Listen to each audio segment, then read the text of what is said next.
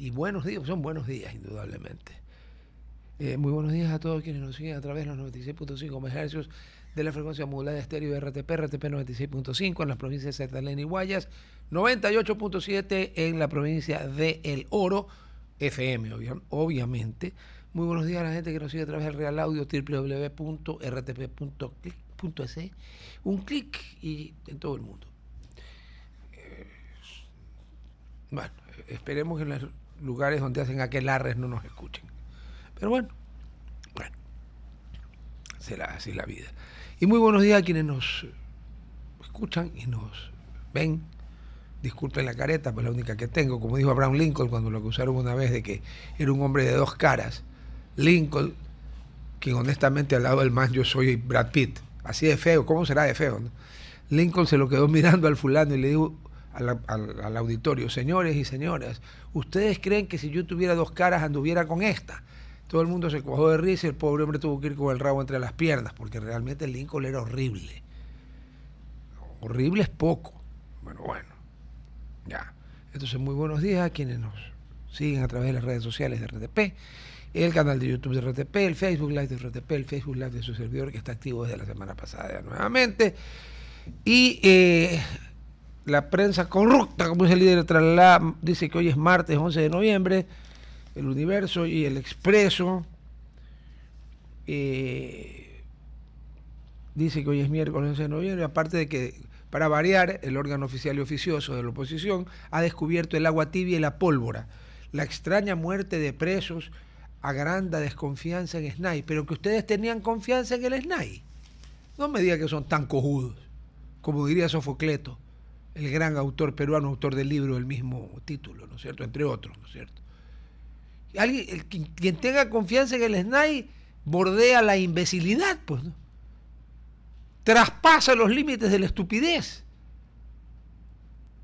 Esa es otra institución que debe desaparecer. La extraña muerte. ¿Qué estos creen que es? ¿Cómo es? Extraña muerte. Murieron asfixiados, ¿no es cierto? Ah, ya. ¿Sabe por qué se asfixiaron? Se olvidaron de respirar. Esa es una extraña muerte. Cuando normalmente alguien muere asfixiado es porque lo sofocan. Pero bueno, el Expreso, con tal de hacer oposición, un día nos va a decir que 2 más 2 son 9. No me extrañaría que digan lo que quieran. Bien, si en el IES te quieren vacunar, te quieren cobrar plata por hacer un trámite, por gestionarte cualquier cosa que tenga que ver con corrupción, no estamos hablando de atención médica, corrupción, que también hay corrupción en agendarte una cita o pasártela y quitártela, ya.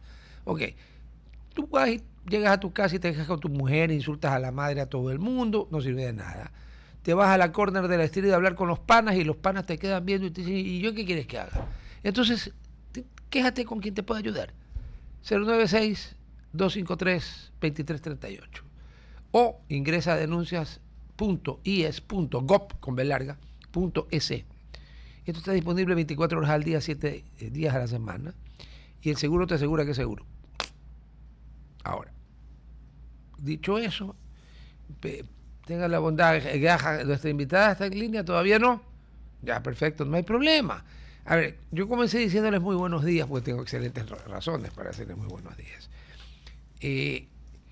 Ayer, 8 senadores republicanos, en Estados Unidos, un segundito, que nos interesa muchísimo porque Estados Unidos está apoyando activamente al Ecuador en la guerra desigual que tenemos contra los carteles mexicanos y sus vasallos, que tienen varias veces más plata que los presupuestos del Ecuador anual juntos, que varios presupuestos más la deuda, les sobra la plata. ¿Ya? Y el récord de paralizar, de lo que ellos llaman el shutdown, cerrar el gobierno porque no se aprobó el endeudamiento y todo el rollo, eran 31 días. Bueno, creo que han llegado a 40.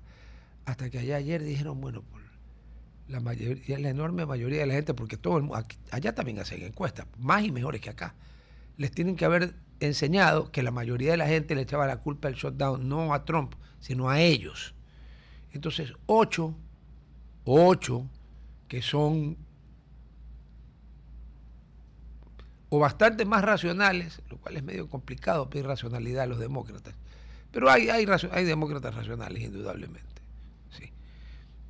No están pues en el grupo de AOC, ni Elizabeth Crockett, ni Jeffries, Hakim. Uno, por Dios, que empieza a oír los nombres de esta gente y dice, bueno, ¿en dónde estamos? Hakim, Soran.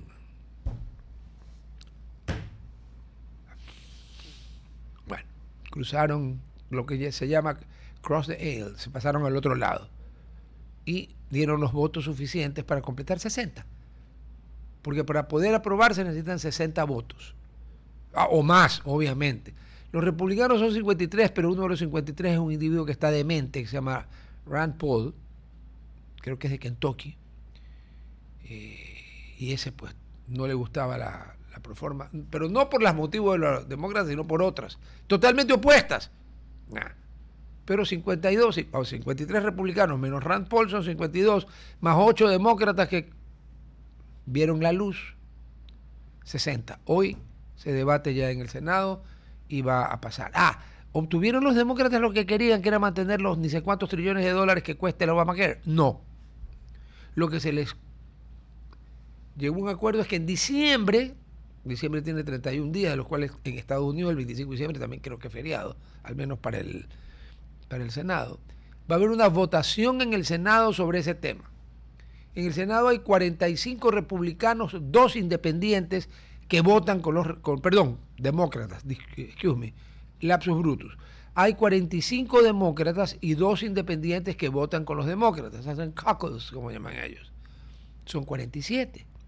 Pero como el Senado tiene 100, ergo, los republicanos tienen 53. O sea que, so sorry. ¿Ya? 40 días de tener cerrado, 40 días de no poderle pagar a la gente, 40 días de que ya hace días que se llegó al extremo de que los controladores aéreos empezaron a faltarse, empezaron a cancelar vuelos. O sea, el sumum de la irresponsabilidad de esta gentuza, que es el ala izquierda del Partido Demócrata, que deben de ser partidarios de Chávez, que en paz descanse, si es que descanse en paz, de Maduro. ¿Por qué cree que los demócratas trataron de pasar una resolución en el Congreso que obligue al presidente Trump a informarles y pedirles permiso para atacar los objetivos en Venezuela? No, aclaremos, era una resolución para que pida permiso, no se lo estaban negando. Perdieron. No, pero esos son los demócratas de ahora, ¿no? Ha habido grandes demócratas, los de ahora, donde los verdaderos grandes demócratas se pudieran levantar de la tumba, los muelen a patadas. Porque eso es lo que han hecho en los últimos años estos tipos. Hundir Estados Unidos. Pero bueno, está bien, estoy totalmente contento. Otro motivo de alegría personal para mí es que el día domingo, aparte de la consulta popular y referéndum que tenemos nosotros, en que las 4 preguntas aparentemente están en una sola papeleta. Yo pensé que iban a estar en 2, pero bueno, están en una papeleta. También es la primera vuelta de la elección presidencial en Chile. Y hay la posibilidad, yo no la creo tan posible, de que a la segunda vuelta pasen el señor Kast y el señor Kaiser, con lo cual la señora Matei de la Democracia Cristiana pues se va al carajo, y la señora Jara, que es comunista, ella es miembro del Partido Comunista y que es la candidata del señor Boric y su alianza, se quedaría fuera. Pero probablemente la señora Jara entre a la segunda vuelta, ¿ya? Y toditas las encuestas, todas las encuestas en Chile muestran que en una hipotética segunda vuelta no pierde, la arrasan. ¿Ya? Así que después de 20 años perdieron Bolivia. El domingo, con toda seguridad, empiezan, si es que no pasan casi Kaiser a la segunda vuelta, empiezan a perder Chile, porque se tendría que ir a la segunda vuelta, donde el resultado es abrumador, claro. Porque sumado los votos y la intención de votos de Kast y Kaiser, que son ambos de derecha y tienen una discusión cuál es más de derecha que el otro, el uno es más de derecha en unas cosas porque el señor Kaiser es libertario y Cast es una persona de la derecha tradicional. Bueno, otro menos, ¿no?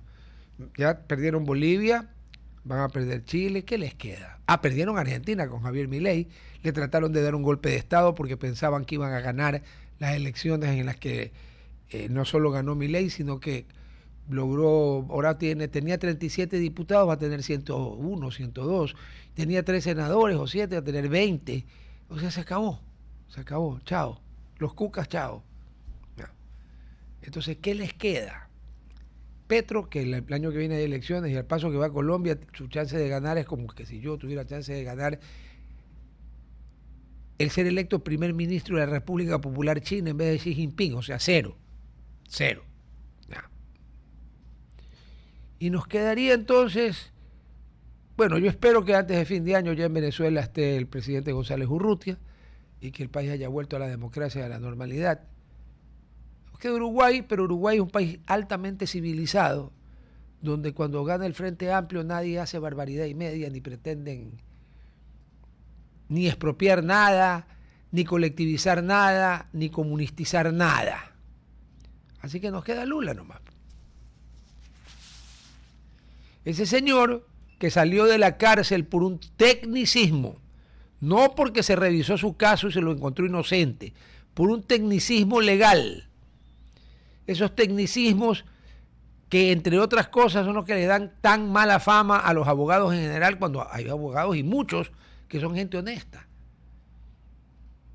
Pero como siempre, la pus o la otra cosa de tonos de color marrón o café, como lo quieran llamar, a veces negro, que uno pisa en la calle y se adhiere al zapato, eso es lo que más se nota, ¿no es cierto? Entonces, pues ahí está. Pero se les acaba. El péndulo no hizo así, hizo así. Se fueron. Ya. RTP Noticias dice que Yacu Pérez y 4 dirigentes sociales son investigados por presunta asociación ilícita. Perdón, pero ¿qué es una presunta asociación ilícita? La Fiscalía tiene que aclarar algunas cosas, por favor. Gerhard, ¿tenemos algo? Pídale a ver, ya me van a decir. Mientras tanto, ya acabo de ver en RTP Noticias que obviamente los periódicos se hacen el día siguiente, al día anterior, y los hacen tan temprano que si usted espera encontrar el resultado de un partido de fútbol jugado el domingo a las 7 de la noche o a las 8 de la noche, ya no lo encuentra en el periódico del lunes, porque a esa hora ya imprimieron el periódico. Ya. Ministro Reinberg, que estuvo aquí en el programa de Ramón, todos los presos de La Roca fueron trasladados a la cárcel del Encuentro, o sea que la ropa quedó vacía. Había señores del Expreso. La extraña muerte es disputa de los Lobos y Sao Box. Sao Box, ¿esto qué es? Brasileiro. Esa es la que genera masacre en la cárcel de Machala. Según el gobierno, más de una veintena de presos de la cárcel de Machala fueron encontrados muertos. Y la respuesta del SNAI fue que cometieron asfixia entre ellos. No joda. O sea, se pusieron de acuerdo más de 20 para suicidarse. Yo te mato, tú me matas. Yo una pregunta, ¿y el que quedó sobrando cómo hizo? Se mató solo. O sea, se suicidó. O sea, aquí hubo un pacto que se inspiraron en el... No puede, esa gentuza no se puede haber inspirado en el Bushido o Bushido, como lo quieran pronunciar, que es el código de honor de los samuráis. Esos individuos carecen de honor, carecen de un montón de cosas, les sobran derechos constitucionales que no deberían tener, porque quien mata, viola, secuestra, extorsiona, mutila, no tiene por qué tener ningún derecho, sino el derecho a ser juzgado y aplicársele la pena más alta posible, que en el caso, de, por ejemplo, de quienes violan criaturas debería ser la pena de muerte, pero como era en la Edad Media, porque meterle 5 tiros a un individuo que viola 1, 2 o 10 criaturas es hacerle un favor, pues si se muere rapidito. Ya veo las plañideras de los derechos humanos. Qué horror este individuo lo que dice. ¿Saben qué? Váyanse al carajo. Yo afortunadamente, lo que ustedes piensen me importa un carajo. ¿Ah? Ustedes son una asociación de infelices que solamente abren la trompa ¿ya? Para reclamar derechos humanos de delincuentes, criminales, violadores, abusadores de las víctimas. Nunca. Nunca. Sean niños, niñas, adolescentes, mujeres, hombres. Peor aún si por desgracia el muerto es un servidor público, un miembro de las fuerzas de policía o de las Fuerzas Armadas. ¡Ah! ¡No! Ahí estos miserables seguramente piensan, y aquí es una opinión muy personal, seguramente piensan que a lo mejor estaba bien muerto. ¿Ya? Así que esa es la cosa. La única forma de acabar, hay dos. La del señor Bukele, que tiene 75,000 presos en una cosa llamada SECOM, de donde la cual es imposible salir. ¿Ya? El SETCOM. Y la otra es mandarlos a reunirse con el Señor, si su infinita sabiduría decide, su infinita benevolencia, decide perdonarlos, o con el jefe de la consulesa del Averno. Esos con seguridad no vuelven a matar, ni a violar, ni a secuestrar, ni a extorsionar, ni a mutilar. No, no vuelven.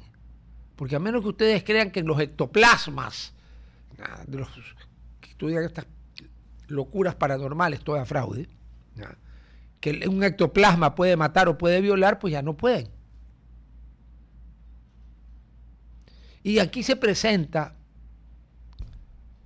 con toda esta ideología woke, que poco a poco se fue tomando todo. No, que la pena de muerte es un retroceso, una aberración. Un retroceso, una aberración. Yo no creo que deba haber pena de muerte como era antes, hace mucho tiempo, por robar. En algún lugar se aplicaba la pena de muerte, es una barbaridad. Pero asesinos, violadores de criaturas, peor si son asesinos en serie, violadores en serie, sean de criaturas o de personas mayores. Que vamos a resucitar a la Madre Teresa de Calcuta para que los rehabilite, con su enorme bondad. No alcanza. Vamos a resucitar a San Francisco de Asís, el poverello, para que los convierta con su enorme bondad. No. Primero porque no podemos resucitar a nadie, porque para los creyentes, que quede claro, solo a 3 resucitó el Señor. 1, 2, 3. Y era el Señor en persona, ¿no? Entonces, que el presidente del Ecuador va a meter un decreto, resucito. Vaya carajo, no se burlen. Vamos al corte comercial. En la radio, nosotros seguimos aquí. Parece que se cayó el tema del invitado, ¿no? Ya, ok. No importa, así es la vida. A veces pasa y a veces no pasa. A veces ciruela y a veces grosella. ¿Qué tenemos? Ya, pónmelo. A ver, ya me avisa, vamos a cambiar de invitado. Pero bueno, eso era lo que le quería decir esa parte. El ministro Reinberg dice que 300 presos de alta peligro. Perdón, pero la gripe va y viene, ¿no? 300 presos de alta peligrosidad a la cárcel del Encuentro. Es lo que viene. Pakistán sufre un atentado. Bueno, como es suicida no hay cómo hacer nada. 12 muertos en una explosión frente al juzgado en Islamabad. Y entonces yo pregunto, a un tipo que va en una bomba para matar a 12 y sigue vivo y lo capturan, ¿qué pena se le tiene que poner a alguien que vuela a propósito con una bomba 12? ¿Qué? ¿20 años de cárcel? ¿30 años de cárcel? ¿Cadena perpetua? No. Bueno, en Pakistán no hay pendejadas porque ahí es un país islámico que no tienen, como tienen 8, algunos dirán como el Islam tiene 8 siglos de atraso, todavía están en la Edad Media. Claro, 2025 menos 800 da 1225 y todavía es la alta Edad Media. No, ahí ya es la baja Edad Media. Pero sigue siendo la Edad Media. No, señores. En Occidente, la pena de muerte, y me estoy refiriendo a Francia, en ese momento se llamaba Inglaterra, no Reino Unido, a Francia, Inglaterra, Alemania no existía como país, era una colección de estados y reinos, ducados, principados y ni sé qué, todos independientes también. En España existía el garrote vil, ¿ya? Que esto era Occidente, aquí no había ninguna ley islámica. Pero como hemos evolucionado, en mi opinión, con H y con B larga, entonces ya no se los puede, no se puede. ¿Qué vamos a hacer? Entonces, ¿qué pasó? Se capturó a Camargo, a la cárcel. El monstruo de los Andes, a la cárcel. Violadores de criaturas, bueno, esos cuando van a la cárcel, su vida es muy dura, terrible, y se mueren en 1 o 2 días, se accidentan. Algunos se ponen una corbata y se amarran a un barrote, otros se ruedan unas escaleras terriblemente empinadas, otros por lo visto se aguantan la respiración hasta morirse, pero les pasa en todas las cárceles del mundo. A los que se meten con criaturas, aparte de que les pasa de todo, mueren. Porque fíjese usted, los delincuentes, del grado de peligrosidad que quieran, tienen en todo el mundo un código no escrito y que no sé cómo llegaron a esa coincidencia, que ni en las Naciones Unidas. Violador de criaturas que entra a la cárcel está muerto. Y no de gripe. No. Pero aquí no. Aquí. Los países occidentales ahora. Vea, hace ya más de 100 años, el filósofo alemán Oswald Spengler, que seguramente en alemán se pronuncia Spengler, porque la ER creo que suena A, creo, yo no sé alemán, escribió un libro famosísimo que se llama La decadencia de Occidente. Si Spengler ve lo de ahorita, dice, queme el libro. Ya lo tenemos al doctor Cueva. ¿Aló? Buenos días. Julio César, buenos días. A ver, un análisis rápido, porque ya no podemos hablar de encuestas, ni de preferencias, ni hacer... a ver, un análisis rápido de las 4 preguntas que entiendo van a ir en una sola papeleta. Yo pensé que al ser 2 cosas distintas iban a ir en 2 papeletas, pero parece que van en una. Pregunta 1. Bueno, es constitucional la pregunta porque esta corte la aprobó, o sea que... Pregunta 1. ¿Cuál es el pro y el contra? La pregunta 1 es sobre las bases militares. Oui, monsieur. Yo no creo que hayan... Porque primero el Estado no es una soberanía. De hecho, va a firmar un acuerdo ejercicio de su soberanía. Un acuerdo que además tiene que ser refrendado por la Corte Constitucional. Corte que creo que nadie va a decir que es adscrita al gobierno. No, pues no, al revés. De manera que creo que es una garantía de que el convenio va a ser firmado en los mejores términos para el país.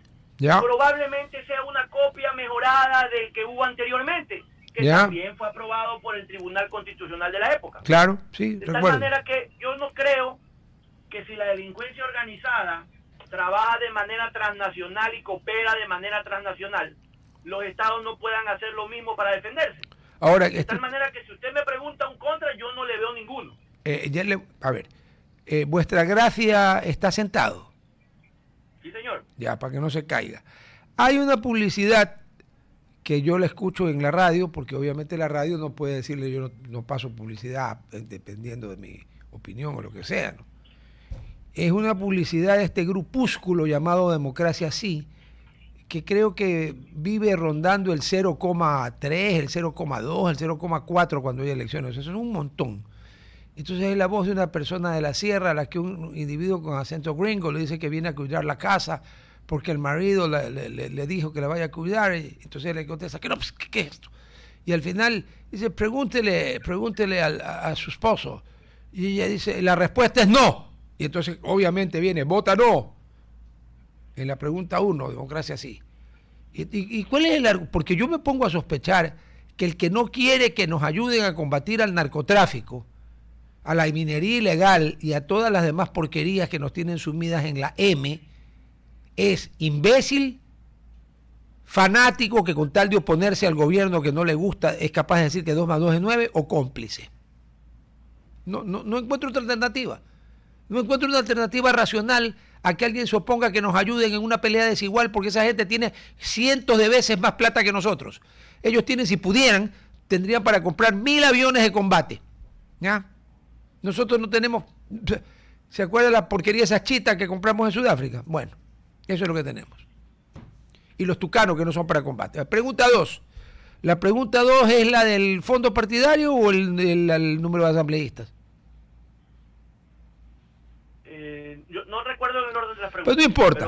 Vamos al fondo partidario. Vamos al fondo partidario. Ya. A ver, yo creo que ahí tal vez pudiera haber una confusión en términos de... ¿Es el fondo partidario? ¿Es los fondos para las campañas? Yo creería que si la esencia es no financiar a los partidos y movimientos políticos, debería quedar claro que es respecto de todo tipo de financiamiento. Por supuesto. Ahora, ahí el problema que le puedo ver es si no tiene el Consejo Electoral y nunca ha tenido real control sobre los gastos, incluso cuando la plata la ponían ellos, o la ponen ellos, ¿qué va a pasar si ahora la tienen que poner los particulares? Porque si no hay un verdadero control, planes de cumplimiento normativo con sanciones ejemplificadoras y personas que tengan su cara, su nombre, que existan para frentear las consecuencias de violar la ley, lo que puede pasar es que termine el narcotráfico, la minería ilegal y todas estas actividades ilícitas financiando campañas. Pero lo hacen ahorita, pues también. Usted por eso. Si los 16... Pero es más, pero a ver, lo hacen así, con controles entre comillas. Ahora imagínense si la plata la ponen particulares. Entonces creo que no está mal cuando se regule también, ya. Se reduzca la actividad. Le entiendo, o sea, la eliminación es correcta, pero tienen que haber controles hipercorrectos. ¿De acuerdo? Sí, señor. Ya, ok. La otra. Nos vamos a la reducción de asambleístas. A mí lo que me preocupa es que al paso que vamos a tener más asambleístas que la República Federativa do Brasil. Cada vez que hay un censo aumentamos. Eso está bien que se reduzca, pero el kit del problema esto no es un tema de cantidad, sino de calidad. Si usted en vez de tener 140 va a tener 70, me parece bien, pero si los 70 son igual que los 140 en cuanto a su conocimiento, capacidad, experiencia y patriotismo, no importa si son 10 o son 200, el país no va para ninguna parte. No, pero ahí lo que tiene que hacer la Constitución es cambiar los requisitos. Sí, señor. Claro, porque no puede ser posible que optativamente una persona de 16 a 17 años, 11 meses pueda ser elegido y en cambio si nos mete 3 tiros a usted y a mí, no.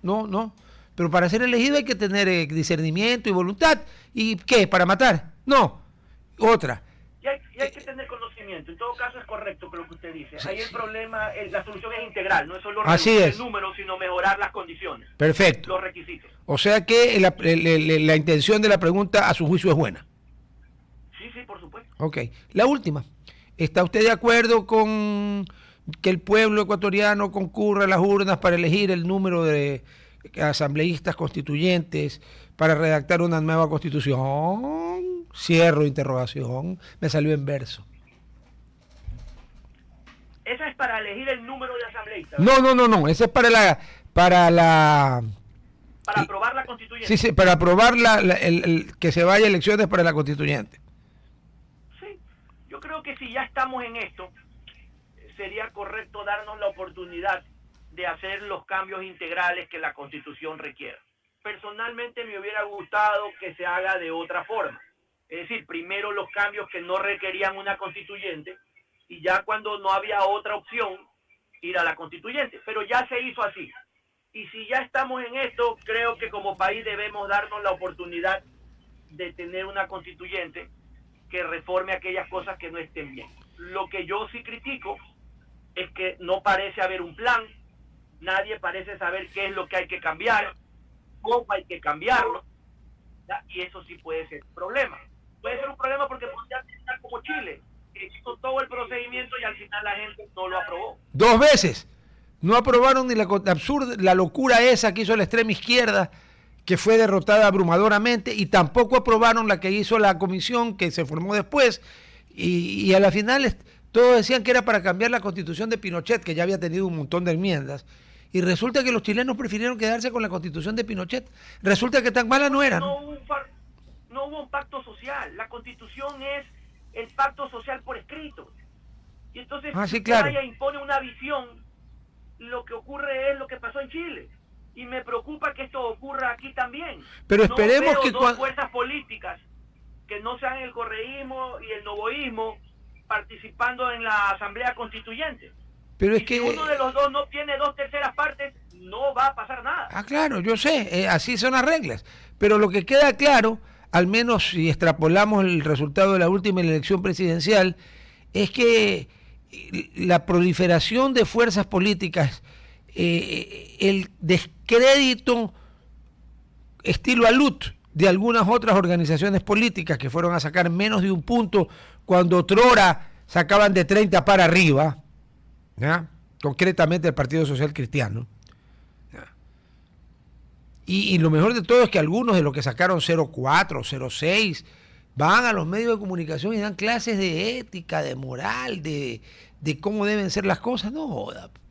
Entonces sí, el problema es que tener 2/3 solo es imposible, o casi. Bueno, yo no sabría decirle porque en el Ecuador se vive al día. Y sí, mañana yo sé. Ocurre una situación extraordinaria y quien no debía los tiene y quien debe los tiene. El problema no está ahí.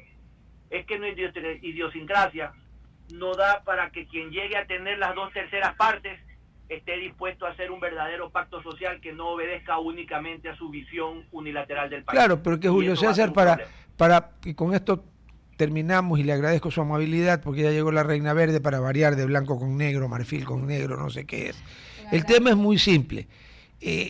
Para llegar al pacto de la Moncloa, que es el pacto social por excelencia que hubo en España a raíz de que murió Franco y hicieron elecciones y vino el gobierno de Adolfo Suárez Navarro, en ese gobierno se hizo ese pacto. Oiga, pero es que ellos venían de una dictadura de 39 años. Dependiendo de qué lado de España estuvo. Si estuvo del lado nacional, 39 años. Estuvo del lado republicano, 36. De la misma persona. Militar. Una guerra que costó, el libro de Gironella de 1 millón de muertos, una cifra exagerada, pero 500.000 sí, fácil. Entonces ahí era bien fácil que los comunistas pacten con los falangistas. Pero aquí afortunadamente no hemos tenido esas cosas, pero desafortunadamente no nos obligan a pactar, a entendernos. Y ahí estamos jodidos, ¿o no? Sí, por supuesto, porque al final del camino, cuando esta tendencia se termine, porque algún momento se terminan, ¿verdad? Vendrá otro que dirá que esa constitución no le sirve. Y como ciudadanía tenemos que entender que esto no es una constitución por gobierno o por tendencia. No, y que no son sastres. Es tener un pacto social que permita que con esa norma todos funcionen independientemente de la tendencia política, pero yo no veo al Ecuador en esa posición ahora. No está. Yo no concuerdo con usted, no está. Y si le pregunto a Andrea, ¿usted cree, Andrea, que el Ecuador está en un momento político de llegar a un acuerdo nacional como el pacto de la Moncloa en España en el año 70 y pico? No Pues no está. No. Pero bueno, esperemos que quien tenga la mayoría tenga el suficiente criterio para primero no hacer una constitución de 444 artículos, que eso es una bestialidad y una estupidez. Solo lo defienden los que le hicieron, que ya salieron a defenderla. Lo que pasa es que entre todos ellos nos sacan 20 votos. Y segundo, que recoja acuerdos mínimos con las minorías, porque la democracia es el gobierno de las mayorías. Pero la Constitución se supone que tiene que perdurar a mayorías coyunturales. Pero bueno, esperemos en la infinita bondad del Señor. Mi querido Julio César, le mando un gran abrazo. Lo propio, gracias. Saludos a todos. Gracias. Buen día. Señores, antes de ir al corte para que también vayan a la radio, la Reina Verde, que no está de verde, Sono Arribati, ha llegado. Se llama Arribati. Ya que hace así, no sé qué. Bueno, vamos al corte en la radio y ahí regresamos. Nos vamos al corte en la radio, nosotros seguimos aquí, mientras tanto aprovecho para al aire, porque después cuidado me olvido. Recuerde que el viernes no se puede hablar de política. Correcto. Entonces hablé con Lourdes, porque le tocaba chocolaterapia el jueves. Lo pasamos al viernes. Ah, perfecto. Y entonces para pasar también la hora verde del jueves al viernes. Ya, perfecto. ¿Ya? Ok. Nice. Dile, ahora sí, por favor. Tutto suo. Ahora sí. Todo Pero suyo. bueno, vamos al corte y ya estamos ahorita nosotros usted ya. está en las Ya, redes ok, perfecto. sociales. Bueno, les recordamos que pueden ver nuestros programas completitos en @RTP Ecuador. Yo me saco las orejas porque la verdad es que escucho mejor mi voz aquí mismo. Sí, pero ¿sabe bueno. qué? Esto es para saber cómo nos están oyendo afuera. Correcto. No, y aparte a mí también me gusta porque aquí es la única manera en la que puedes más o menos escuchar qué tan agudo está el tono de la voz. Pero bueno, hoy les habían prometido hablar de la historia de Galápagos, lo cual sí vamos a hacer. Pero está sucediendo en estos momentos en Brasil la convención de las partes más importante del mundo en tema de cambio climático. Entonces, por supuesto que vamos a dar el reporte de qué está pasando en Belém, en Brasil, donde hay más de 190 y pico de países que se están reuniendo. Y voy a hacer aquí también abogada del diablo y voy a darle... No, pues diga otra cosa, pero no invoque al jefe de María Fernanda. María Fernanda no tiene jefe, ella se maneja sola. Tiene jefe, ella es la consulesa del Averno. Ya no te han dicho, pero ya le subieron, ya no es consulesa. Yo sé que es embajadora, pero de todas maneras no puede superar en rango a Satanás en persona. Pero bueno, ¿qué le pasa? Pues? Voy a ser defensora del abogado, voy a ser de abogado del diablo y voy a hablar un poco también de cuánto se ha logrado de estos acuerdos y por qué reciben estas críticas, tanto del lado de quienes, de alguna manera, porque es imposible negar el cambio climático, pero sí cuáles son los caminos para un poco frenarlo, que es distinto, y los reveses que han tenido estas COPs debido también, por ejemplo, a las posiciones de países que son grandes aportantes, como en el caso de Estados Unidos, a través de las políticas en las que el presidente Donald Trump pues ha cortado mucho el presupuesto que iba justamente para el climático, lo recuerdo. Sí, pero mira, tuve la oportunidad de viajar a Europa hace poco. Alemania, diga la verdad. Alemania. Y mis chocolates, nada. Y Alemania te traje chocolates alemanes comprados en el Supermaxi. Sí, pero hechos en Alemania. ¿Sabe qué? Y a cambio, encima, en lugar de decirme nada, te pusiste bravísimo. Así que obvio, pues. Yo le voy a traer chocolates nomás a los chicos, ya no. Me estafó. Pero bueno, en Alemania, que es un país que han tenido grandes reveses porque tuvo una política verde muy extrema que llevó al límite realmente a cuánto se puede... Hay un partido verde muy fuerte. Die Green, sí, los Greens, The Left, The Lincoln se llama la izquierda. Regresamos al corte y es chistoso porque se dice de Lincoln. Regresamos del corte. O sea que son delincuentes. Bueno, no están muy atrás, no están muy lejos. Si pensamos en Chávez, en Ortega, en Maduro, en la chorra de Cristina Kirchner, a ver. Correcto. Bueno, los pongo un poco en contexto. Recuerden que pueden seguir el programa completo en las redes sociales en @RTP Ecuador. Y ya estábamos conversando con Rodolfo que este programa, si bien les había prometido la historia de Galápagos, que sí la vamos a ver, vamos a comenzar con los pormenores de la COP30, que obviamente es importantísimo para el tema del cambio climático y que se está desarrollando durante estos días en Belém, en Brasil, y que tiene exactamente 194 países que están asistiendo.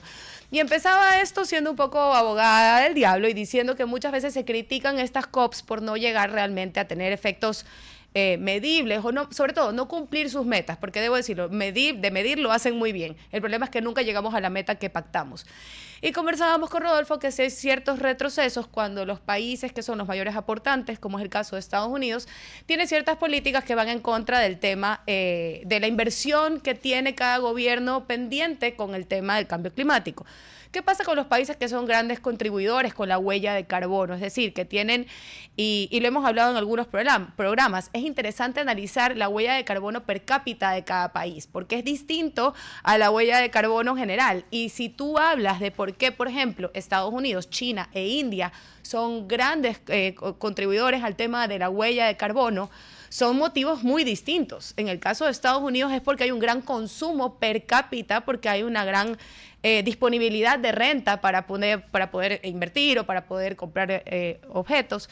En el caso de China, la mayoría de esa huella de carbono viene de la parte de la industria, en la cual para un gobierno pues es más fácil decir, bueno, vamos a reducir o hacer lo que hicieron en Beijing, vamos a sacar de aquí todas las industrias y las vamos a poner en otro lado, porque recordemos que China es un gobierno que si bien es comunista de puertas para adentro, de puertas para afuera es un país capitalista y el Estado normalmente tiene acciones dentro de la gran mayoría de las empresas, si no todas en las empresas. Entonces es más fácil para China controlar su huella de carbono.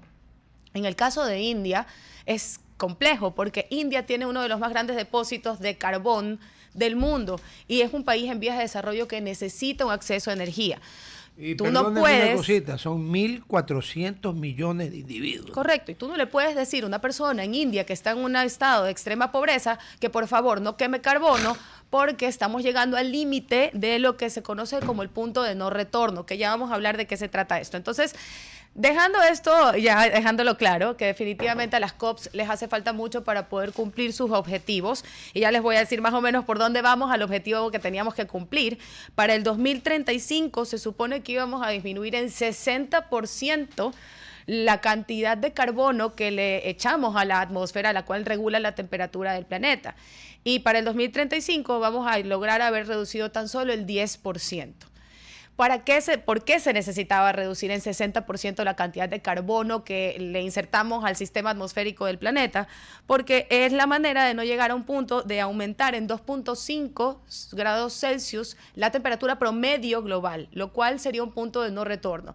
Específicamente, ¿por qué? Porque el derretimiento de los glaciares, como está pasando en el caso de Ecuador, cambiaría completamente los sistemas hídricos y todos los sistemas climatológicos como los conocemos. Entonces, es importante este tipo de acuerdos, es importante que se llegue a los consensos, pero este año se ha manejado de una manera distinta y la verdad en lo personal lo aplaudo. En primer lugar, es importante que se haga en Brasil. Es muy bueno para nuestra región que se haga aquí en esta zona porque va a, de alguna manera, transparentar ciertas luchas que lamentablemente han estado opacadas por el tema político y que son realmente válidas y muchas veces no tienen su espacio independiente como tal. De estos 194 países que están asistiendo, estamos hablando de una gran, asistencia, porque en total son 198. ¿Cuáles son los 4 países que no están oficialmente siendo representados? Son países pequeños, ya les voy a dar la lista en concreto, pero tanto Estados Unidos, China e India, que son los grandes contribuidores, sí están presentes. La única diferencia es que están con... y aquí cito artículos internacionales, con funcionarios de bajo nivel y no realmente representantes del gobierno que tuviesen algún tipo de injerencia en las políticas que se van a construir como tal. Sin embargo, han habido algunos hitos importantes. Y bueno, un poco les recuerdo que para qué, y por qué se llama la COP 30, porque es la número 30, porque es, en primer lugar van 30 de estas reuniones para poder lograr que de alguna manera se ejecute el Acuerdo de París. El Acuerdo de París es cuando se reúnen todos los países del mundo y se ponen de acuerdo para reducir su huella de carbono porque interiorizamos que este cambio climático, y como hemos hablado muchas veces en el programa, va mucho más allá de que si se derriten los glaciares o si el oso polar no puede tener su espacio como antes, o la extinción de especies como tal, que es algo que ya está sucediendo, sino el impacto que tienen estos cambios en comunidades vulnerables. Y ya se estimaba que los países en vías de desarrollo, costeros, con islas, son los principales afectados del cambio climático.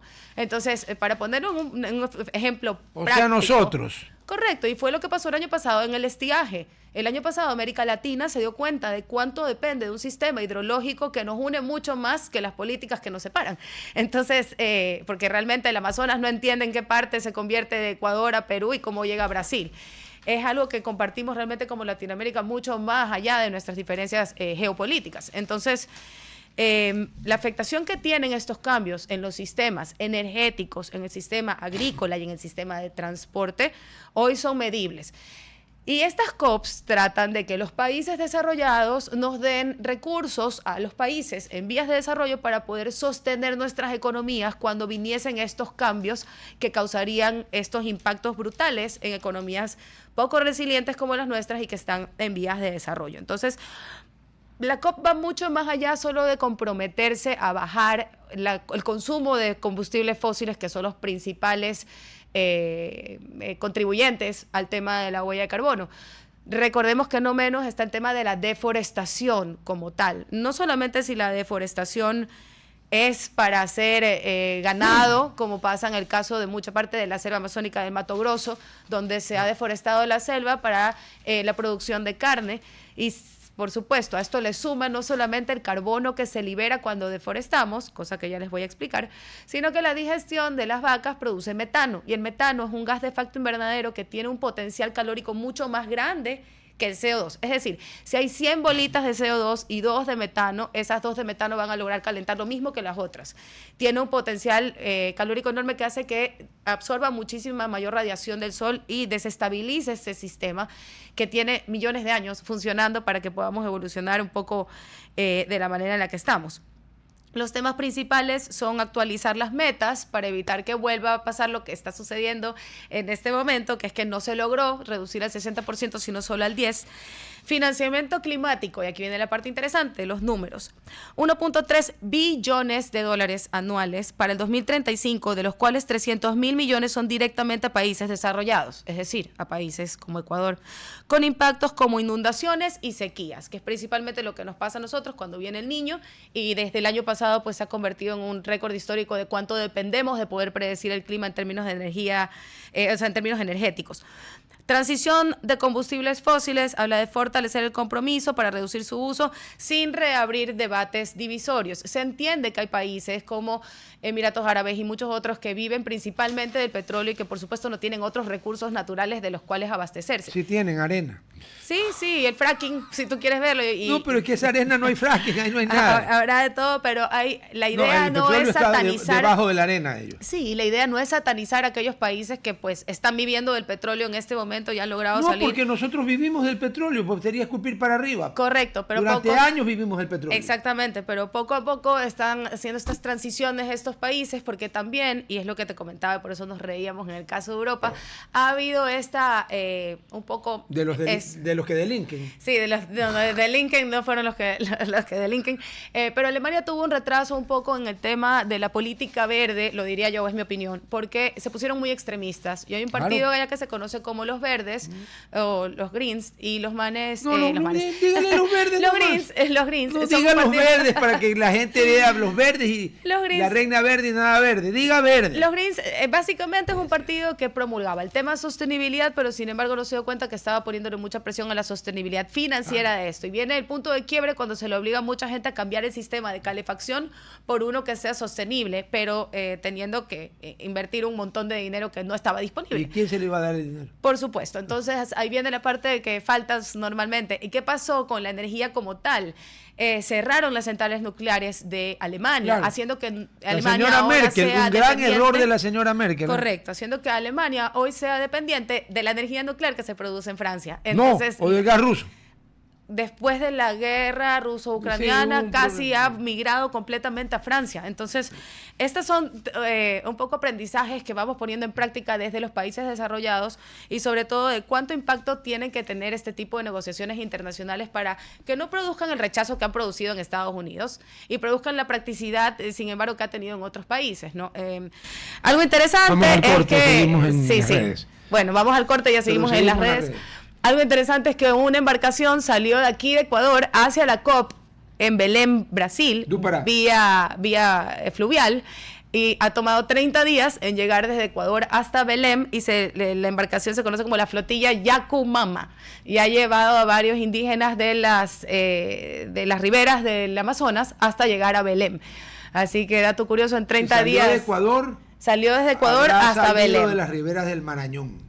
Correcto, porque en realidad... En Ecuador no hay Amazonas todavía. No, nace aquí, pero no nos quitaron, porque sí teníamos el pedazo donde ya realmente se lo llama Río Amazonas, pero ya nos lo van a devolver. ¿Teníamos cuándo? ¿Cuándo? Según la de cédula de 1563. No sé, yo nací en el 87. De la audiencia de Quito. Yo nací en 1987 y tengo libros en el que el mapa del Ecuador es distinto. ¿Sí? Claro, el libro hecho por nosotros. Si usted veía los mapas peruanos... Oye, yo nací antes de que tumben el muro de Berlín, por favor. Así es. Si usted ve los mapas peruanos de antes de que nos arreglemos y todo, verá que el Golfo de Guayaquil se llama Mar de Grau. Sí, exacto. O sea, correcto. Que cada país y algo interesante, toca su versión. Algo interesante es que la rivalidad entre Perú y Ecuador un poco nace entre unas guerras ancestrales que habían entre los punaes de la isla Puná y los tumbesinos de Tumbes de Perú, que se peleaban justamente el Golfo de Guayaquil. O sea, los primeros geos. Comprenderá que según la doctrina oficial ecuatoriana hasta el siglo XX, Tumbes era parte de Ecuador. Correcto. El grito de guerra en 1910, que fue cuando si ya íbamos a pelear, era el momento para pelear porque no había diferencia tecnológica, fue Tumbes, Marañón, no Amazonas, Tumbes, Marañón o la guerra. Ese fue el O sea, lo primero que nos iban a quitar era Tumbes y Marañón. No. Lo que nosotros decíamos era que el Que era límite tenía que ser Tumbes y Marañón claro, o la claro, guerra. Correcto. Por eso no ves una gran diferencia cultural y la pelea del ceviche es muy gracioso, porque en realidad... Pero son dos ceviches totalmente distintos. Sí, ¿no? exacto, pero y súmale el de Manabí o el de Puerto Viejo, pues que ya estamos hablando que es un ceviche que tiene maní, vamos cambiando ya pero tres tipos diferentes. Es un ceviche, ¿cómo le diría? Al que se le incorporó un condimento que es el maní, un alimento que es el maní, que es muy... Que es una leguminosa, no es una nuez. Y que es por si básico en la cocina manabita. Correcto. Pero el ceviche originalmente en su puñetera vida tuvo un maní. O sea, no sabemos, porque si el iche, que es como se conocía el maní ancestralmente en la provincia de Manabí, que también se busca del vocablo manabí, si tiene algo que ver con el tema. No me diga que es manabiche. A ver, ya no, todo lo que sí, a ver, Dios están investigando que todo lo que termine en iche se supone que debería llevar maní, porque al maní se le llamaba iche en la cultura manteña tradicional. Por eso el chocolate Entonces, tan bueno se llama maniche. Maniche, manicho. Puede ser, no lo sé. Pero en todo caso, el cerviche, el corviche y todo esto que podría ser que llevara maní. O sea, es decir, puede que la receta tradicional del pueblo manteño se haya sido ceviche con maní, porque el maní es nativo de acá. ¿Cómo se llama el ceviche ese? Jipijapa. Mira, el ceviche... Y Jipijapa queda bien lejos del mar, Cosa por curiosa, acaso. te voy a decir algo. Bien lejos. Lo que no hubiese podido tener el ceviche tradicional hubiese sido cebolla. Porque la cebolla es de Asia y tiene que haber llegado con Cristóbal Colón. Entonces, después. De los ingredientes originales que sí tenemos en la costa ecuatoriana, tienes tomate, tienes pimiento, tienes ají, un cilantro nativo, que me gusta mucho más que el camote. asiático. ¿De dónde es? De aquí, nuestro nativo. Porque el ceviche peruano tiene camote. Correcto, o sea, si tú coges que había antes de que Cristóbal Colón abra la ruta comercial entre el maíz, sí, es de aquí, es exacto. Americano, pero sí. La cebolla no, y el culantro como lo conocemos tampoco, es un tipo de culantro, cilantro, ¿cómo le dices tú? Que le llaman hierbita también. La hierbita, exacto. Diga hierbita, lo que pasa es que hay uno para que se por ejemplo llama... la consuleza de Community Manager no se ría así pícaramente. Lo interesante es que hay una versión nativa que se llama chillao, que a mí me gusta mucho más, que es para la sopa de pollo. Es una hierba que se usa mucho para el caldo de pollo en Esmeraldas, en Manabí. La chillagua. Sea buena, quiere. ¿Se has probado chillagua? Hago un esfuerzo y sea buena. Yo en mi mente el caldo de pollo significa que estoy enfermo del estómago. Pero ya te voy a regalar una matita Caldito de pollo, te voy a regalar arroz batido, puré de papas y una presa de pollo debido le daban de comer a uno cuando dije que estaba medio enfermo del estómago. Estoy hablando de cuando yo era criatura. Te voy a dar una matita de chillagua para que le pongan en el caldo de pollo. ¿Para qué me va a hacer recuerdos de cosas pasadas? No me dé matitas. Es buenísimo. Pero bueno, no sé cómo nos fuimos hasta no el sé, maní. usted se fue con las matitas. Nos fuimos por las matitas, pero bueno, lo interesante es que estuvo la vicepresidenta también en la COP30 representando a Ecuador. Justamente habló del principal reto. ¿Qué diferencia de tener una vicepresidenta y lo que teníamos? Teníamos.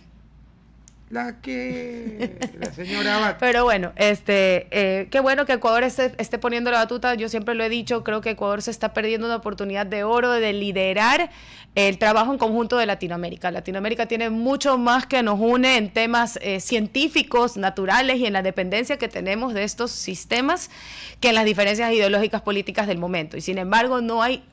Lula lo está haciendo bastante bien, voy a decirlo. Lula ha manejado el tema bastante apartidistamente, y todo el mundo ha ido a la COP. No creo que hubiese sido lo mismo si Maduro o Petro hubiesen hecho Estamos a la radio. Repita lo que dijo Lula. Justamente. Pero bueno, estamos hablando de la COP.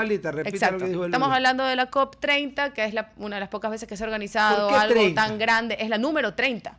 Tienen 30 de estas. Iba a decir, estamos en el 2025. Y en lo personal sí creo que Lula, a pesar de ser de izquierda, ha ido un poco migrando al centro y ha manejado bastante bien este tema de la COP, haciéndolo un poco, no apolítico, pero sí apartidista, porque es imposible pensar que sea político un acuerdo de las partes y que hayan países de por medio. Creo que a Latinoamérica le hace falta un líder que pueda reunir en la mesa a todos los países latinoamericanos en torno al cambio climático. Es una oportunidad de oro para sentarnos y por primera vez no alrededor de la espada de Bolívar ni la del augurio, sino sobre temas que realmente nos afectan directamente, porque luego de la sequía del año pasado... Con excepción de Brasil, hubo un momento que Sudamérica tuvo dos líderes capaces de hacer eso, Bolívar y San Martín. No, no seas así. Nunca más, Yo sí nunca creo más que hay una volvió a haber. oportunidad de oro. Creo que Ecuador No, pero lo que podría... le quiero decir es que nunca más volvió a haber sí, gente de ese calibre, nunca Correcto. más ha vuelto a ver. Pues, ¿no? A ver. Así es. Pero bueno, y esto viene a raíz de que le estaba comentando Rodolfo, que también estuvo la presencia de la vicepresidenta del país, de Ecuador, representándonos señora en la Pinto, COP. ¿no? Así es, María José Pinto representándonos.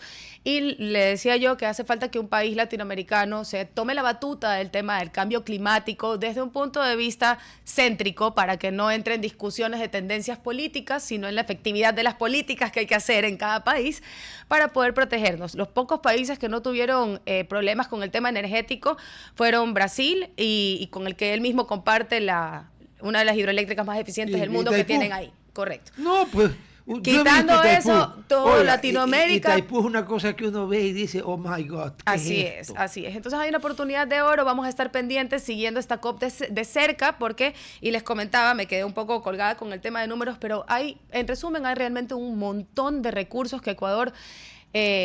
no estoy segura si es que no se descentralizan o no participamos tanto como otros países. Yo creo que no pero accedemos a un Ecuador, montón también. yo no sé si no accedemos o se quedan centralizados y no llegan nunca donde tienen que llegar, pero hoy la mayoría de esos fondos buscan justamente trabajar desde raíz. Se conoce root, desde las partes más en territorio que se tienen.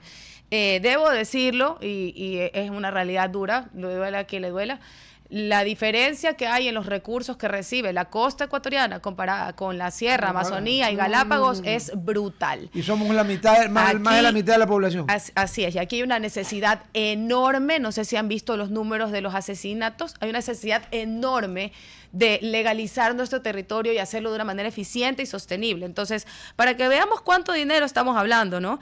Ya les comentaba de los... Diga nomás que estoy sentado, no me voy a caer. Ya les comenté el primero 1.3 billones anuales.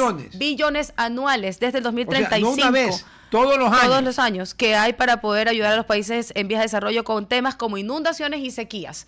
Que ya con lo del año pasado Ecuador debería estar en la fila para recibir... Perdón, si tuvimos apagones de 14 y 16... Deberíamos estar recibiendo algún tipo de fondo para poder suplir todo lo que se perdió el año pasado por los apagones.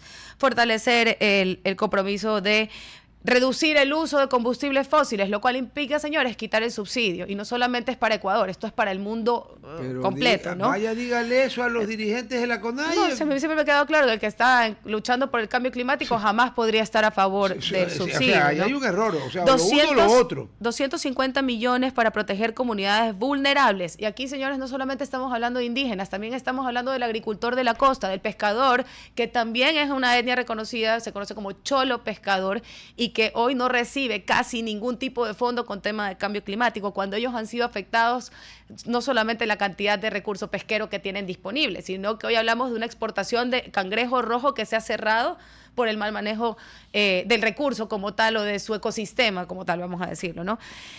Agricultura y hambre, compromiso de 2.8 mil millones para adaptación de agricultores pequeños. Recordemos que la gran masa agricultora se encuentra en la costa y algo, por supuesto, en nuestra Sierra Central y algo en la Amazonía, pero estos son fondos que deberían llegar justamente donde más se necesitan y creo, porque lo he vivido como activista en territorio, que no precisamente llegan a quienes pueden hacer los cambios en territorio. Así que... Pero recuerde que las comunidades indígenas especialmente la Sierra Central, son básicamente agricultores.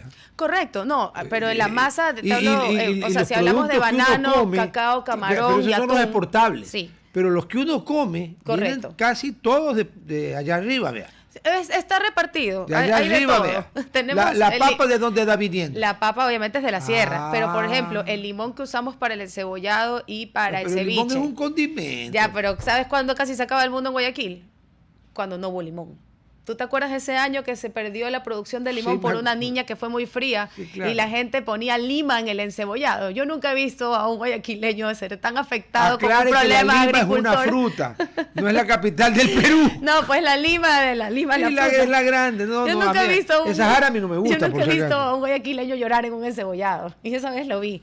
Entonces, depende. La sandía también se cultiva en Santa Elena, el cacao también, que bueno. Pero definitivamente somos un país que necesita que estos recursos se repartan de una manera más efectiva.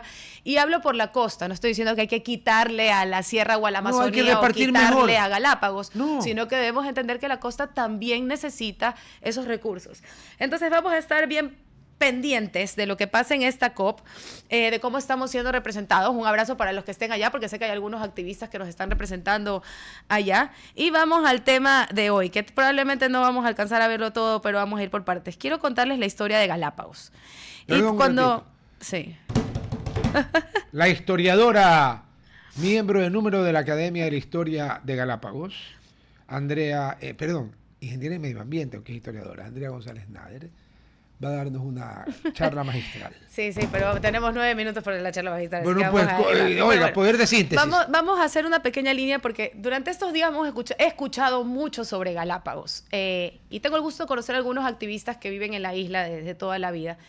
Y hay ciertas realidades de Galápagos que se han dejado un poco bajo la alfombra para poder mantener este imaginario turístico que valga la redundancia, que nos hemos imaginado todos y que creíamos que iba a ser realmente un gran desarrollo para el tema económico del país. Y hoy vamos a hablar, y en el segundo capítulo, la segunda entrega de esta, que es la próxima semana, también vamos a hablar de realmente cuánto aporta el PIB Galápagos, porque parecería que es mucho, porque es turismo y mueve demasiado, pero la cantidad de subsidios que reciben en la isla hace que realmente el aporte a la economía nacional sea muy bajita para la cantidad de turismo que recibe. Sin embargo, el impacto de ese turismo a nivel ambiental es enorme. Entonces, esto es un poco... Vamos a ver los pros y los contras, digamos así, de haber puesto en el imaginario ecuatoriano que Galápagos es una isla con un destino turístico que iba a aportar mucho para el desarrollo de este país. Y vamos a hablar de las realidades duras y crudas, de cuáles son los verdaderos desafíos de Galápagos. Vamos a sacarnos esa venda que los que hemos tenido la suerte y la oportunidad de conocer a nuestras encantadas queremos ver, queremos simplemente nublar la vista y enfocarnos en la maravillosa, en el milagro natural que son nuestras islas, dejando pasar la parte humana que realmente deja muchísimo que trabajar y que se está convirtiendo en una bomba de tiempo que algunas personas hemos venido hablando hace ya algunos años. Sin embargo, hoy ya es no solamente historia internacional, sino parte de una lucha contra la mafia internacional que debemos interiorizar. Porque a veces escucho a la gente como que Galápagos estuviese en otro mar, ¿no? Como que no estuviese en el centro del Océano Pacífico por donde salen todas las embarcaciones contaminadas del puerto de Guayaquil también. Entonces, quiero hacerles entender que nuestras islas no están en un lugar aparte a Ecuador y que están sufriendo las mismas consecuencias que sufrimos en la costa ecuatoriana al estar a merced de todo este tráfico internacional. ¿Y tráfico de qué? Ya vamos a ver, porque no solamente estamos hablando del tráfico de especies, que ya sabíamos que era un problema, sino que vamos a tocar temas neurálgicos. Vamos a hablar del tráfico también de armamento pesado y de armas de quinta generación de guerra. Vamos a hablar del tráfico de personas, de la tendencia que hay de VIH en ciertos lugares y del tráfico de droga que también está afectando a nuestras islas. Pero vamos a hacer una línea de tiempo para esto. Hace 5 millones de años, no mentira, pero bueno, las Islas Galápagos sí se formaron en realidad hace 5 millones de años. Recordemos que su origen es volcánico y es importante esto porque las islas eran un lugar muy difícil para que la gente se pueda instalar y ese es el motivo por el cual se ganan este terrible apodo de Tomás de Berlanga como las Islas Infernales, porque en realidad este mismo nacimiento de las islas no les permite tener fuentes de agua dulce. Y ya vamos a hablar de cuáles son las únicas 4 islas de todo el archipiélago que tienen agua dulce para consumo humano y por qué se instaló ahí la población que ha logrado sobrevivir a nuestras maravillosas Galápagos, porque era un lugar muy difícil para que se instalen realmente las colonias, por así decirlo. El 10 de marzo de 1535 se descubre accidentalmente a través del Fray Tomás de Berlanga las Islas Galápagos. En este viaje, él estaba yendo de Panamá a Perú, se desvía por estas corrientes y describe las islas como las Islas Infernales, cito aquí, aves tan bobas que no huían, e informa al rey en una carta famosa llamándola las Islas Infernales por la falta de agua. Es decir, la primera vez que aparece en el imaginario mundial las Islas Galápagos es a través de este fray que se encuentra con el diablo, y es muy gracioso porque cuando tú lees la descripción de Fray de Berlanga, nuestras pobres iguanas marinas, que son unas iguanas negras, submarinas que han logrado evolucionar de la iguana terrestre y transformarse casi en Godzillas, eran un animal que él nunca había visto. Entonces decía que estos animales negros que botaban espuma por la nariz, infernales, con forma casi calavérica, y claro, estaba hablando de la evolución que tienen las iguanas marinas al poder sacar la sal del agua y las expulsan a través de sus fosas nasales. Es de lo más gracioso, no se pierdan realmente el descubrimiento de Tomás de Berlanga. En 1570 las islas aparecen en mapas europeos como Insulae de las Galápagos.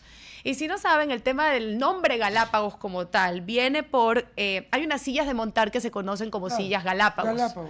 Las sillas Galápagos son unas sillas de montar españolas que tienen una forma especial. En lo personal a mí no me gustan, no son de lo más fáciles para que si quieres ir de largo trayecto. Pero como la forma del caparazón de las tortugas se parecía a esta montura específica española, se les pone Insulae de Galápagos. Y desde ahí empezamos a llamarlas así. En los siglos XVII y XVIII, en las eras de piratas, como el inglés William Dampier y los balleneros, las islas sirven como refugio para atacar a los galeones españoles. De ahí la historia que en la isla Floriana tú puedes ir a la parte más alta de la isla y encontrar una formación rocosa en la cual hay ciertos jeroglíficos de anotaciones que tenían los piratas y, por supuesto, una vista espectacular de la bahía que los iba a dejar ver en cualquier momento qué tipo de embarcación se estaba acercando y un poco tontearla dándole la vuelta a la isla, porque si tú sabías en dónde tenía que ir el otro barco, podías esconderte y no te iban a encontrar. En 1793 se convierte en el famoso Post Office que hay hoy en Floriana y que es un punto turístico, pero es un puesto de correo para balleneros. El capitán británico James Colnett instala un barril, el Post Office Bay, en la isla Floriana como oficina postal improvisada. Balleneros, principalmente estadounidenses y británicos, dejaban cartas para que los barcos las llevaran de regreso a casa. En 1832, nuestro querido Juan José Flores decide que le conviene... Querido suyo. Bueno, no sé, ver, tampoco no guardo rencores desde hace tanto tiempo. No, a ver un ratito. Ustedes, me imagino que sí le enseñaron en la escuela la revolución marxista con C, no con X, del 6 de marzo de 1845, que terminó el dominio de Flores y sus militares venezolanos, que eran los que gobernaban el Ecuador como les daba la gana. Por eso que esos apellidos no son muy comunes acá, ni Flores ni Villamil. Flores sí, pero Villamil y además es de allá, sí. Sustituyó la bandera de Colombia, porque esa era la bandera de Colombia. Nosotros tenemos la bandera de Colombia a la que le añadimos un escudo. En el 45 la bandera del Ecuador fue el bicolor celeste y blanco, no la bandera de Guayaquil, por si acaso, como algún imbécil de por allí arriba dice. No, es el bicolor. Lean el estudio de la historia de las banderas que hemos tenido y verán cómo era. Sí, era celeste y blanco, pero no era como la bandera de Guayaquil, que son las franjas celeste, blanco, celeste, con las estrellitas, blanco, celeste. Ya, ok. Correcto. Ya, que quede aclarado. Bueno, en 1832, Juan José Flores, ya no le vamos a decir querido, convence al general... Puede quererlo, yo no tengo problema. No, pero lo interesante aquí es que sí sabes por qué pidieron las Galápagos, yo te lo he contado. En realidad la intención, en realidad la intención de Juan José Flores no era conquistar las islas por su belleza natural, era porque habían encontrado un líquen púrpura conocido como Rochela tinctoria, utilizada como tinte para exportar textil a México. Claro. Entonces manda a José de Villamil, por eso se llama Puerto Villamil, el puerto de Isabela, y hasta ahí nos vamos a quedar con la primera parte de la historia de las Galápagos, para en la siguiente contarles qué pasó con la tan aclamada durante las últimas semanas base extranjera que tuvimos ahí y cuáles han sido sus su historia después de eso. Por excepción, la Reina Verde, no es que va a venir de verde, no alucinen, no, pero va a ser el viernes, porque hasta el jueves se puede hablar de la consulta. Y bueno, oiga, ¿cómo hacemos con la gabardina esta semana? Hay que pensar. Bueno, descubre nuestro hotel, el número 10, en Puerto Viejo. Convierte tu estadía en una estancia llena de confort, instalaciones modernas y diseño vanguardista. Desde el mes de julio, ya tienes 4 meses que habrías podido ir al restaurante Monté, que combina la haute cuisine, la alta cocina, con las raíces culinarias de Manabí. Con el Iche. Además podrás disfrutar cócteles y piqueos en Solera Rooftop, que te enamorará con su vista panorámica en el atardecer. Conoce más en oroverdeportoviejo.com. Oro Verde Puerto Viejo, tu nuevo gran destino. As always, conmigo nos vemos mañana y con la Reina Verde el viernes, por excepción. Igual Lourdes Páez, el chocolate están el viernes por el tema de la consulta. Para que tengan una chocoterapia y se relajen y voten bien, no sean inicuos. Chao, chicos. Hasta aquí, Hablando Fuerte. Control Master Marisela Basantes. Transmisión digital Gerardo Díaz. Redes sociales Erika Eras. Edición Oscar Saavedra. Dirección Javier Gamboa. Todos los derechos reservados. RTP 2025. Si disfrutó este programa y aportó de manera positiva en su vida, déjenos sus comentarios en Instagram, página web o WhatsApp, así como los aplausos al artista son sus mensajes al equipo de RTP Ecuador. RTP. Buena compañía.